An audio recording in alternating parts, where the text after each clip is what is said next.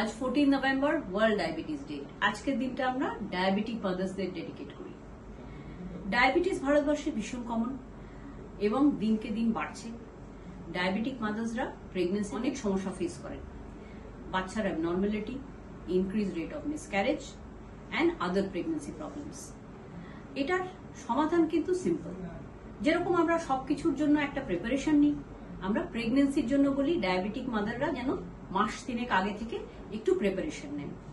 প্রথম কথা, blood test করুন, সুগার লেভেল চেক করুন, সুগারের মাত্রাকে নর্মাল করুন, ডায়েট কন্ট্রোল, মেডিসিনস, কখনো কখনো ইনসুলিনের মাধ্যমে।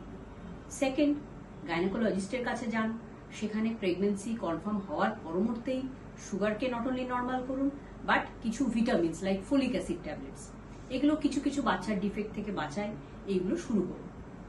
প্রেগনেন্সির প্রথম 3 মাস ডাক্তারের সংস্পর্শে থাকুন।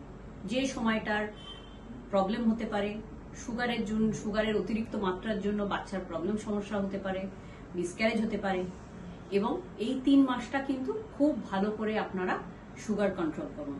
তাতেই কিন্তু অনেক প্রেগনেন্সি প্রবলেমস এখানেই সমস্যার সমাধান হয়ে যাবে।